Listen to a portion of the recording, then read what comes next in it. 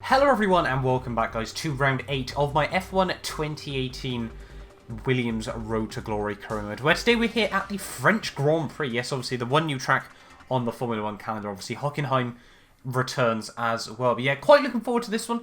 Obviously, now I've recorded this race, I can say I actually really do quite enjoy this French GP circuit on the whole. You know, it's not a particularly good racing circuit, but it is quite a good driving circuit, and well, overtakes certainly aren't impossible around here either. But moving on into this weekend though, as you can see, we've been compared still well against my teammate. As long as you're in the same car, they'll always be your #1 rival. So it's important to keep this up. So yeah, clearly the team are quite happy so far with how the results are going. If you did miss out on the Canadian Grand Prix last time out, I'd say go back and check it out on the whole. It was an interesting race, but I'll try not to leave too many spoilers as of just yet. In terms of upgrades though, coming into this Grand Prix, no new upgrades on the car actually coming into this one, but we will hopefully have a couple of upgrades going on the car by the end of the weekend. But as well, after last time out, I've decided that I'm going to change up the engine for the third time. We're going to take a huge amount of penalties.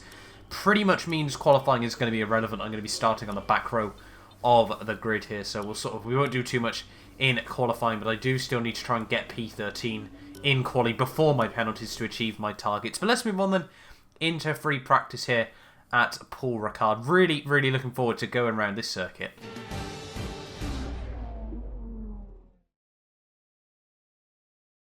Hello and welcome to a wet and dreary circuit, Paul Ricard, and the first free practice session of this weekend's French Grand Prix.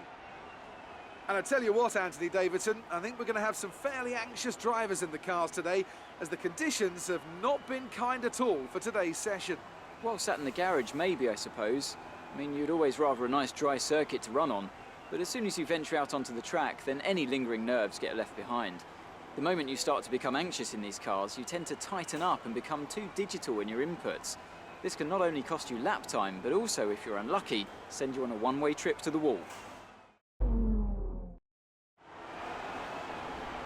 So here we are then at Paul Ricard, and we're just going to jump straight into the practice program. You can see track timetisation lap, we actually got the purple score exactly there, which I was quite happy with on the whole. So that'll be, I think that's 80 R&D points in the bag, and then through on my qualifying simulation run as well. It's going to be very close if we're going to be able to even get the green score here. Drop in time up towards the line, but we do it by 15 thousandths of a second there. So quite happy overall with how free practice went. Obviously changing conditions there basically meant that a couple of the other programs were very difficult to do, where obviously the delta was going up and down like mad. So unfortunately there, we were only able to get those two practice programs done, but some good mileage on the car. Obviously it's a tough balance between getting miles on the car and then also trying to balance out not getting too much engine wear as well. You can see 749 points after we finish in free practice there, so we will certainly take that on the whole. I don't think that'll be enough for an upgrade just yet, but we'll wait and see as to what does happen there. As you can see in the rivalries, we are losing absolutely horrendously, and we could be trying to have a new contract by the end of this Grand Prix weekend as well, if we're able to achieve all of our goals. But moving on then into qualifying, as I said, all but irrelevant here, with 15 grid place worth of penalties. It was just a case of trying to get that P13 so we get the extra 500 R&D points. Q1 ran very smoothly on the whole. This Williams car did feel very stable around here. I said about it last week that, well, inconsistency was our consistency over the course of this season, and well, it proved once again. The car felt very good around here. A fresh engine, obviously, as I said, strapped to the rear of it as well, which did mean, that we had a bit of extra pace, as well as, a lot of upgrades on the car in recent weeks. We were able to get all the way up. Unfortunately, we've picked up some grid penalties, and we'll be starting further back than you expect. As for how bad it is, that'll depend on what the other drivers get. So as you can see there, yeah, just talking about the grid penalties, nothing really too surprising for myself. But in terms of upgrades, though, we are going to try and get one upgrade on the car here. We're going to go with the engine cover weight reduction, which we have just got enough R&D points for by 1. So that was quite funny there, I thought, on the side that we're going to end up with 1 R&D point after we've made this upgrade on the car. I found that quite funny on the whole. But there we are then. That's been the upgrades moving into the French Grand Prix. Really looking forward to this race. Hoping we can keep it clean and just try to move our way through the order. But let's move on then into the Grand Prix of Paul Ricard.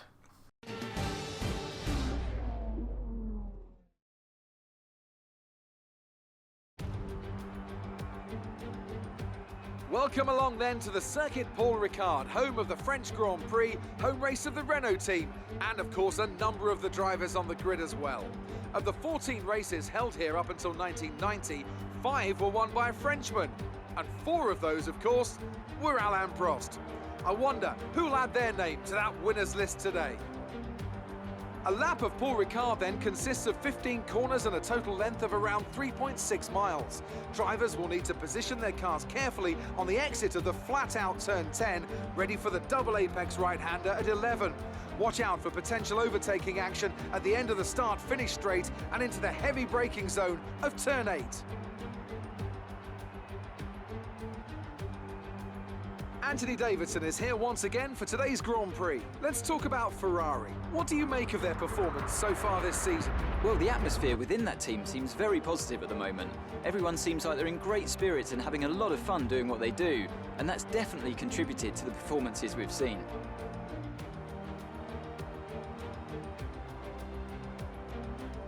So before the off, let's remind ourselves of yesterday's qualifying session with a look at the starting grid. Sebastian Vettel will start on pole.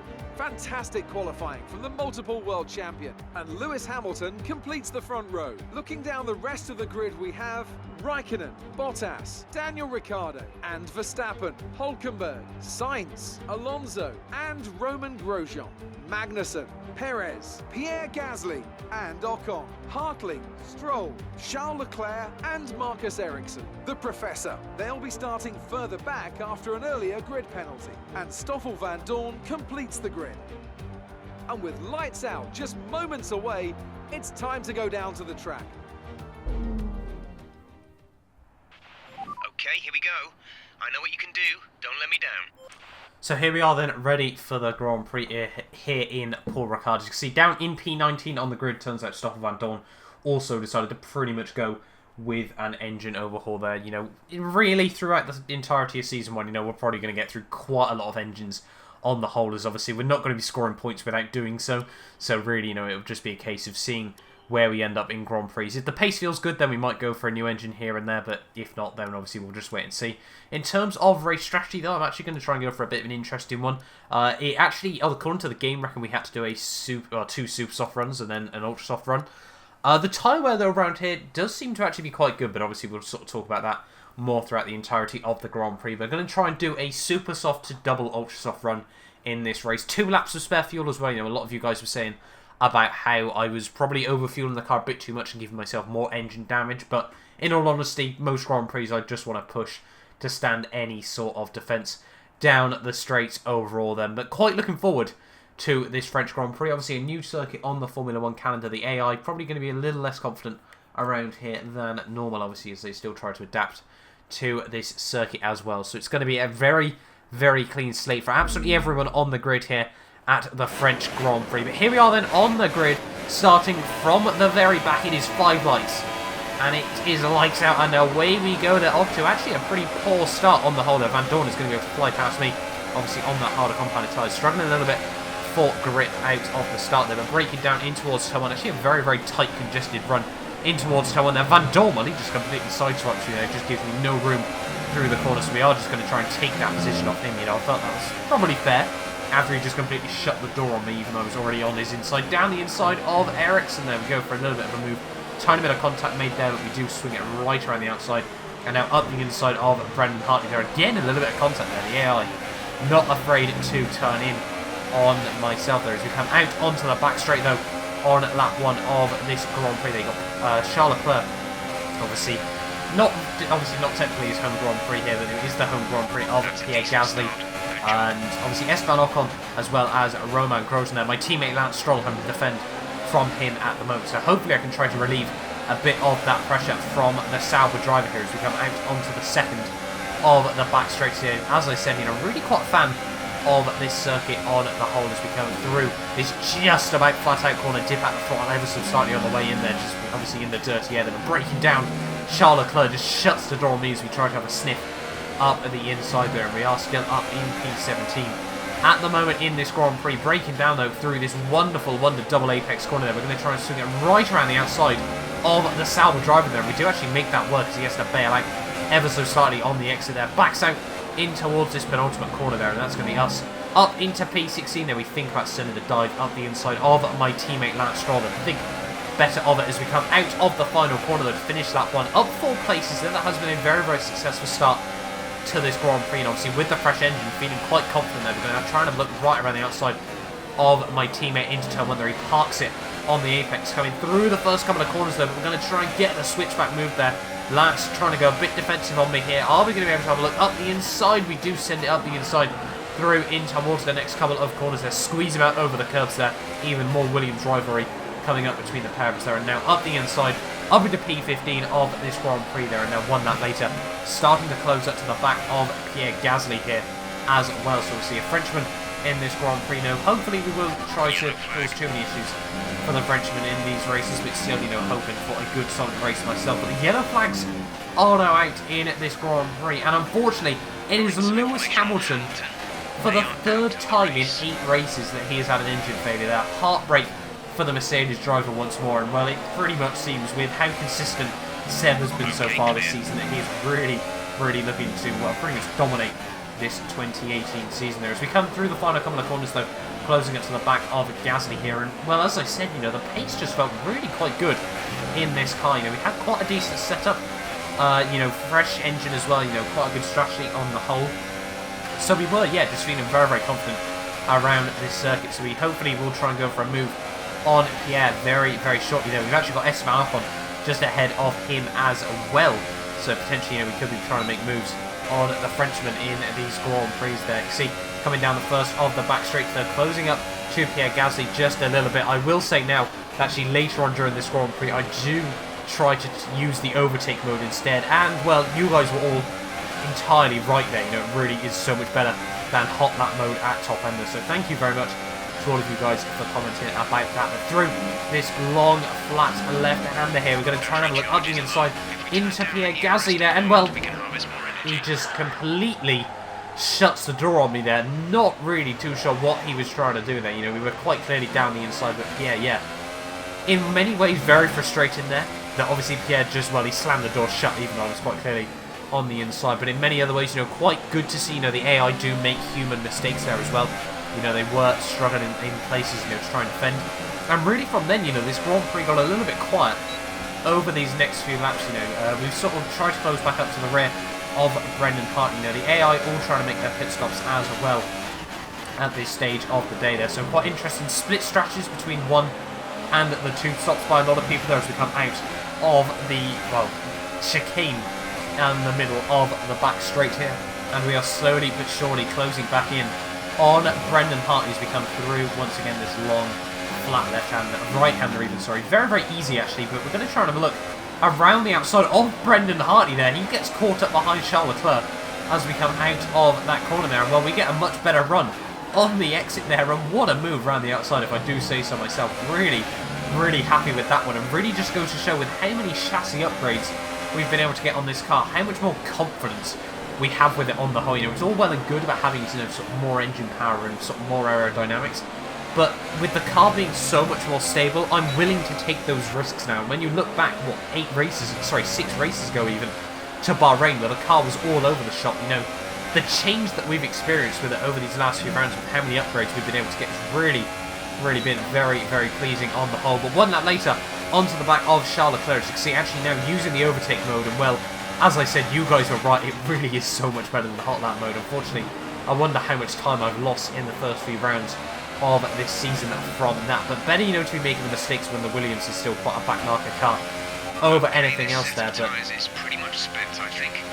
You should be able to bring a bit more out, but it won't be long before they fall away from you entirely. The team just give me information there as we send it down the inside of Charles Leclerc, and he does a much better, well, attempted defensive job over Pierre Gasly there. He doesn't just slam the door shut on me, even though I'm quite clearly on the inside there. And now we move up into P14. Yeah, the team just talking about the tyres there as we were massively wide through this final sector there. So yeah, the tyres really starting to struggle here, but they have gone quite far in this Grand Prix so far. Hopefully you've got another couple of laps in them. As you can see, there's actually a huge train falling just a little way further up the road. And to the end of lap 13 though, the halfway stage of this Grand Prix. We're actually going to dive into the pit lane on the end of this lap here, and we are actually going to go onto a set of the soft tyres here. So we're going to change up that, well, 2-stop strategy to a 1-stop Grand Prix. It seems that a lot of the AI have really sort of had the same idea.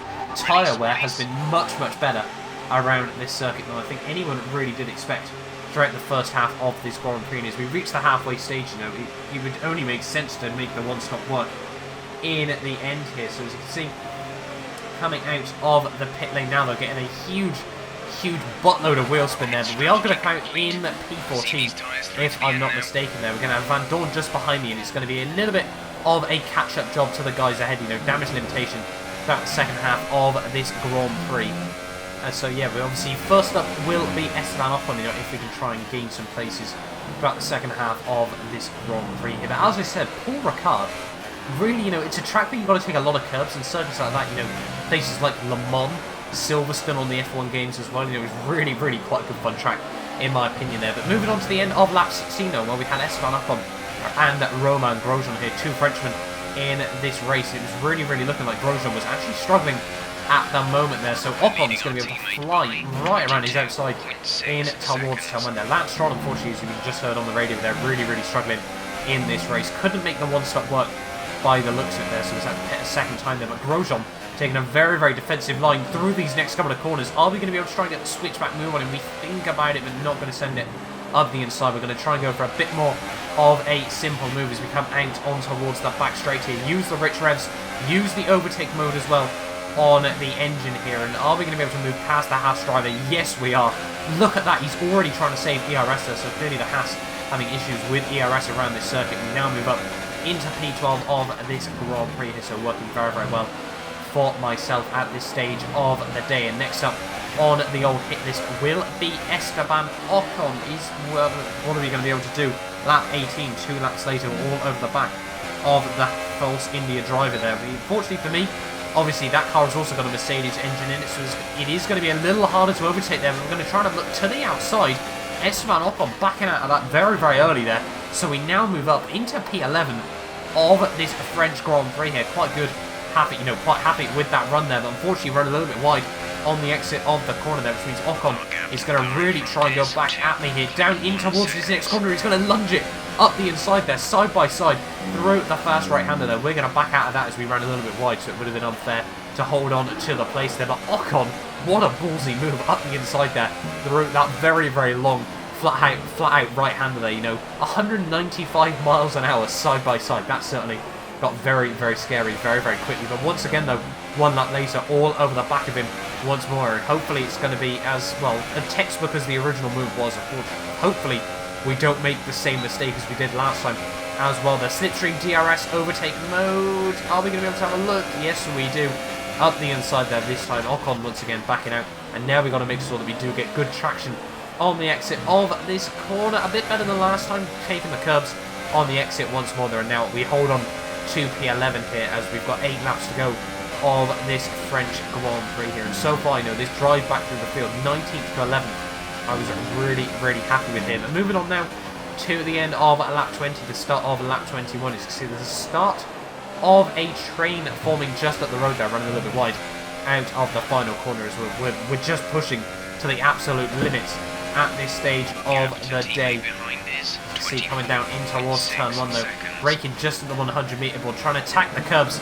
And well, we've picked up a 3-second time penalty there. Really gutted with that mistake. But in all honesty, I'm going to show you a freeze frame of that corner. Paul Ricard, you need to sort out your race times, because 115 miles an hour going into towards turn 1, and well, you cannot see the apex there, which is really unfortunate on the whole. So really, obviously gutted that we got that 3-second time penalty, but you know, I didn't really feel it wasn't particularly a big mistake than I was going to be on the whole there. So unfortunately we do stay in P11 for now. Now with a 3-second time penalty, it's going to be near impossible to score points here unless we can somehow gap Sergio Perez just in front of me here. But you know, it's not over until it's over. We've actually, as I said, got a bit of a train starting to form there. K-Mag, if I'm not mistaken, obviously the Monaco Grand Prix winner, was actually starting to hold up Alonso, Perez and myself there. Ricciardo had just been able to get out ahead of him there.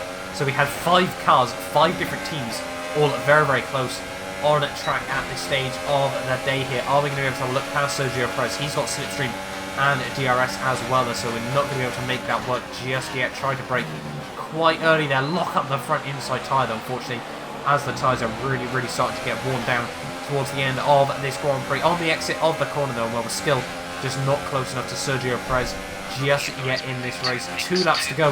The rich revs, we haven't got much spare fuel in this car as well. I think Ocon though is just over 3 seconds back now, so we could still hold on to P11 here as we come through the final couple of corners though of lap 26, and while K-Mag now has lost out to both Alonso and Sergio Perez there, and just look through the final couple of corners just how slow he is. So both Haas cars really struggling for ERS here as we come out of the final corner. Well, once again, Rich Rev's overtake mode, and well, Magnussen already trying to save harvest ERS there right around the outside into the final lap of this Grand Prix. We go there really happy with that move in the end. It is going to move us up into P10 here, but unfortunately it's going to be very close if we're going to be able to hold on to this with a penalty there as we come out through the final few corners of this Grand Prix. So we move into Sector 3. Sebastian Vettel pretend to be shocked he has won once again there. Well, as I said, continues his ridiculous streak of top 2 finishes over the course of this season there, and especially with Hamilton retiring once again,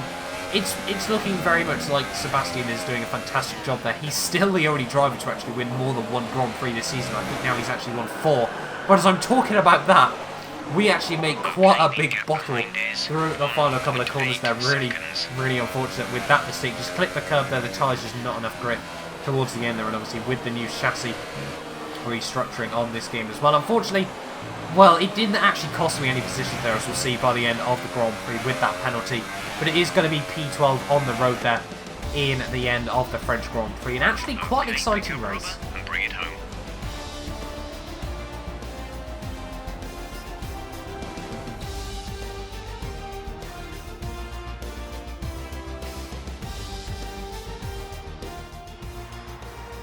That's a fantastic performance from Ferrari. It hardly looked in doubt.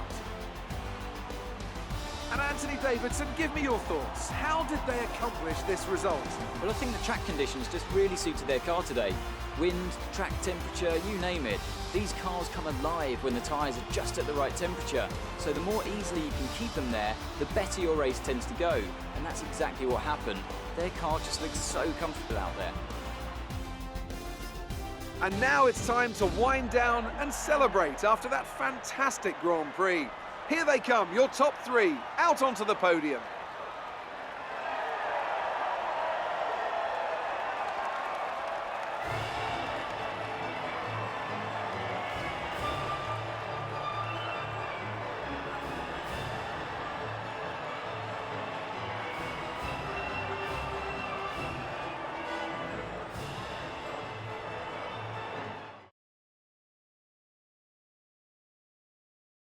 And after this round of the World Championship, here's how things look in the drivers' table. It's a good result for Sebastian Vettel, who moves further ahead at the top of the table. Moving on to the driver of the day then. Anthony Davidson, who would you go for? I have to give it to the Professor. They pushed and found some fantastic performance. It was just a pleasure to watch. And here's how things are shaping up in the Constructors' Championship. Ferrari extend their lead at the top of the championship. Meanwhile, Renault move up the table with another strong performance this weekend. There'll be plenty more twists and turns to come this season. I hope you can join us at the next race to see just who will come out on top.